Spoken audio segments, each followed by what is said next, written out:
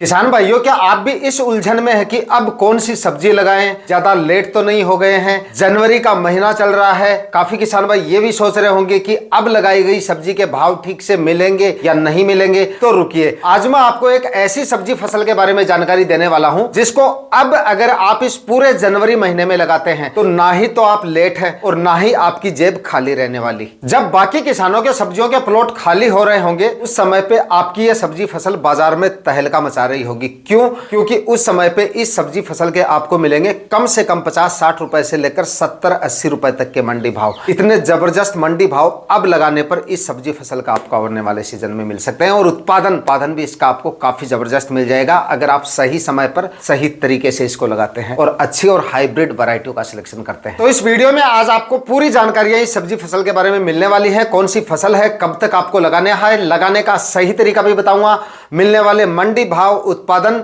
और तमाम प्रकार की जानकारियों के लिए वीडियो पे लास्ट तक आपको बने रहना है। और ये वीडियो अगर आपके लिए इंफॉर्मेटिव रहे तो इस वीडियो को लाइक और शेयर जरूर कर दीजिएगा। नमस्कार किसान भाइयों, मेरा नाम है सुरेश और आप देख रहे हैं खेत किसान झुंझुनू। तो किसान भाइयों, आज इस वीडियो में हम जिस सब्जी फसल के बारे में बात करने वाले हैं वो है तोरई की खेती, मतलब धारियों वाली जो देसी तोरई आती है उसकी मैं बात कर रहा हूं। रुकिए, अगर आप ये सोच रहे हैं कि तोरई की फसल की डिमांड कैसी रहेगी, उत्पादन कैसा रहेगा, प्रॉफिट इससे कितना मिल सकता है, तो इस चीज का अंदाजा आप इस बात से लगा सकते हैं कि तोरई की खेती को बरसात के सीजन में 1,00,000-1,50,000 रुपए का खर्चा करके किसान भाई लगाते हैं और उस समय पे लगाई गई तोरई भी जबरदस्त किसान भाइयों को मुनाफा देके जाती है, इतना खर्चा करने के बावजूद भी। क्योंकि बरसात के सीजन में इस प्रकार की सब्जियों से उत्पादन लेना, अच्छा उत्पादन लेना और उनको हेल्दी और स्वस्थ रख पाना काफी ज्यादा मुश्किल रहता है और उस समय पे लगाई गई तोरई के लिए प्रॉपर तरीके से मंडप वगैरह, मचान वगैरह भी तैयार करना पड़ता है। लेकिन अब अगर आप तोरई की फसल लगाते हैं तो ना ही तो आपको मंडप तैयार करनी पड़ेगी और ना ही इसमें कोई ज्यादा खर्चा आपको करना पड़ेगा और ना ही उतनी ज्यादा रोग बीमारियां इसमें आपको देखने को मिलेंगी जितनी बरसात के सीजन में इस फसल में देखने को मिलते हैं। तोरई एक ऐसी फसल है जिसकी मार्केट में डिमांड हर समय पे बनी रहती है, आवक इसकी सीमित रहती है और आसमान में इसके भाव देखने को मिलते हैं। आपको एवरेज मंडी भाव भी 25 से 30 रुपए के इसके आराम से मिल जाते हैं। देसी तोरई की बात कर रहा हूं मैं यहाँ पे। और अब लगाई गई तोरई बरसात के सीजन के मुकाबले आपको ज्यादा मंडी भाव देके जा सकती है। मैं तो ये कहूंगा कि साल भर के सबसे ज्यादा मंडी भाव इस माह में लगाई गई तोरई आपको देके जा सकती है, क्योंकि अब लगाई गई तोरई भी आपकी काफी ज्यादा अगेती रहने वाली है। क्योंकि तोरई की खेती ज्यादा अगेती नहीं की जाती है, मतलब बाकी की जो बेल वाली सब्जियां हैं या मिर्ची, टमाटर, इस तरह की फसलें हैं उनको नवंबर माह से लगाना शुरू कर दिया जाता है। लेकिन तोरई के प्लांट काफी ज्यादा जल्दी फैल जाते हैं, इसलिए इसकी खेती थोड़ी लेट की जाती है, थोड़ा लेट लगाना शुरू किया जाता है। जैसे दिसंबर माह में इसको लगाया जाता है, उसके बाद में जनवरी माह में आप इसकी खेती करते हैं तो यह मौसम इसके लिए काफी ज्यादा सुटेबल रहता है। और जनवरी में लगाई गई तोरई आपकी ना तो ज्यादा लेट है और हाईएस्ट मंडी भाव इसके आपको मिल सकते हैं। दोस्तों, इस समय पे लगाई गई तोरई के प्रॉफिट और उत्पादन की बात करें तो देसी तोरई अगर आप इस समय पे लगाते हैं, यानी कि जनवरी के मध्य तक या फिर जनवरी के अंतिम सप्ताह तक भी लगाते हैं, तो करीब आप ये मानिए कि 60 से 65 दिन में आपकी जो फसल है वो तैयार हो जाती है, यानी कि हार्वेस्टिंग के लायक हो जाती है। और उस समय पे अलग अलग मंडियों में थोड़े से भाव डिफरेंट हो सकते हैं, लेकिन एक एवरेज मंडी भाव की उस समय की बात करें तो कम से कम 25-30 रुपए से लेकर और 50-60-70 रुपए तक के मंडी भाव, या कई मंडियों में तो 80 रुपए तक के मंडी भाव भी उस समय पे मिल जाते हैं। बाकी थोड़ा सा आपके क्षेत्र और आपके मंडियों पे डिपेंड करता है। बाकी कम से कम 30-35 रुपए से लेकर 60-70-80 रुपए तक के मंडी भाव अलग अलग क्षेत्रों के हिसाब से आपको उस समय पे मिल जाते हैं। 1 एकड़ में अगर आप देसी तोरई की खेती करते हैं, नाम देसी है इसका, मैं अपनी भाषा में आपको बोल रहा हूं, बाकी वैरायटियां आपको हाइब्रिड लेनी है, हाइब्रिड वैरायटियों का आपको सिलेक्शन करना है। मैं आपको वैरायटियां बता दूंगा, उन वैरायटियों का आपको सिलेक्शन करना है।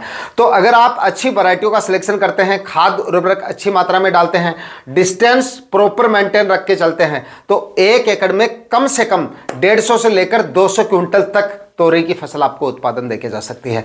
आप तो 25 रुपए के मंडी भाव पकड़ के चलिए और कर लीजिए कैलकुलेशन, मतलब कि बढ़िया प्रॉफिट इस समय पे लगाई गई तोरई आपको देके जा सकती है।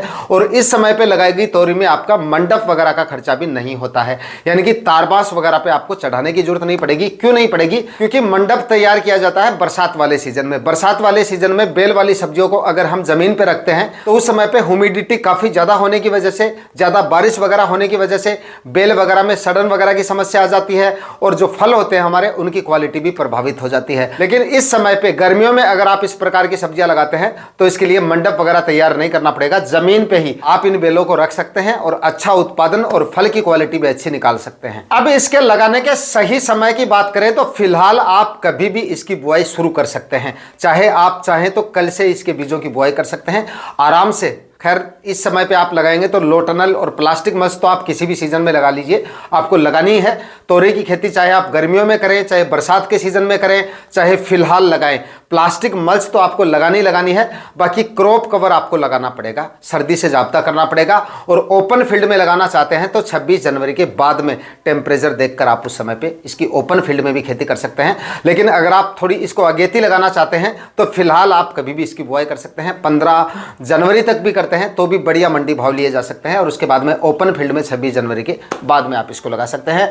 सबसे अच्छी वैरायटियों की बात की जाए, सबसे अच्छी और हाइब्रिड वैरायटियां जिनके फल की क्वालिटी भी काफी जोरदार मिलती है और उत्पादन भी इनसे काफी जोरदार मिल जाएगा। देखिए तोरई एक ऐसी फसल है, फल की क्वालिटी अगर अच्छी नहीं होगी, उत्पादन भले ही आप अच्छा निकाल लें, फल की क्वालिटी अगर अच्छी नहीं होगी तो बेहतर मंडी भाव आपको नहीं मिलेंगे मंडियों में।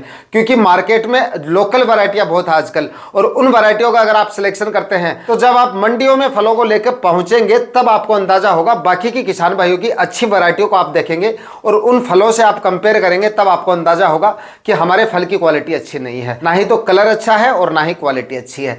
तो इसके लिए आपको प्रॉपर अच्छी और हाइब्रिड वैरायटियों का सिलेक्शन करना है, जिनमें से पहले नंबर की है ईस्ट वेस्ट कंपनी की नागा वैरायटी। इसका आप सिलेक्शन कर सकते हैं, काफी अच्छी और काफी शानदार वैरायटी है। और अगर ईस्ट वेस्ट की नागा आपको नहीं मिलती है तो ईस्ट वेस्ट की एक दूसरी है LU 730, इस वैरायटी का आप सिलेक्शन कर सकते हैं। यह भी काफी अच्छी और काफी शानदार वैरायटी है। नागा नहीं मिलती है तो LU 730 आप ले सकते हैं, इसका भी रिजल्ट आपको काफी जोरदार मिल जाएगा। उसके बाद में अगली वैरायटी की बात की जाए तो यहां पर आप ले सकते हैं सकाटा कंपनी की 8344 वैरायटी। यह भी तोरई की काफी अच्छी और काफी शानदार वैरायटी है। उसके बाद में क्लाउज कंपनी की विनायक वैरायटी ले सकते हैं, यह भी अच्छी वैरायटी है।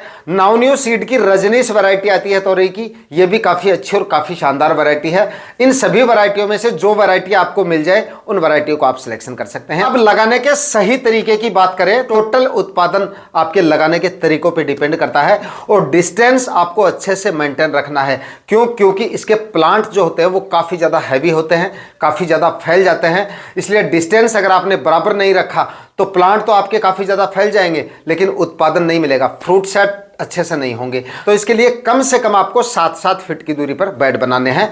लगाने से पहले कम से कम 4 से 5 ट्राली 1 एकड़ में सड़ी हुई गोबर की खाद डालें, 50 से 60 केजी इसमें 1 एकड़ में DAP खाद डालें, 30 केजी इसमें म्यूरेट ऑफ पोटाश आपको डालना है और 25 केजी यूरिया खाद। ये सारे खाद उर्वरक आखिरी कल्टीवेशन से पहले डाल के 2-3 बार जमीन का अच्छे से कल्टीवेशन कर लें। उसके बाद में 7-7 फीट की दूरी पर बेड बनाइएगा। 21 माइक्रोन की प्लास्टिक मल्च लगा लीजिएगा। अच्छी क्वालिटी के लगाना चाहते हैं तो 25 माइक्रोन की लगा सकते हैं, बाकी 20-21 माइक्रोन की प्लास्टिक मल्च से भी आप काम चला सकते हैं। उसके बाद में 1-1 फीट की दूरी पर सिंगल लाइन में आपको इसके बीजों की बुआई करनी है। बीजों को लगाने से पहले गुनगुने पानी में 24 घंटे के लिए भिगो दे, 12 से 24 घंटे के लिए। उसके बाद में आप बीजों की बुआई करें, क्योंकि इसके जो बीज का छिलका आता है, बाहर का कवर आता है, वो बहुत ज्यादा हार्ड आता है, तो जर्मिनेशन में समय ज्यादा लग जाता है। अगर आप ठंड में इसको लगाते हैं, पाले वगैरह गिर जाते हैं उस समय पे, तब तो 10 से 12, 13, 14 दिन का समय भी ये ले लेती है। लेकिन 10 दिन से ज्यादा का समय इसके बीजों के अंकुरण में अगर लगता है तो फिर इसके बीजों में सड़न वगैरह की समस्या आ जाती है और जर्मिनेशन रेट आपकी काफी ज्यादा डाउन रह सकती है।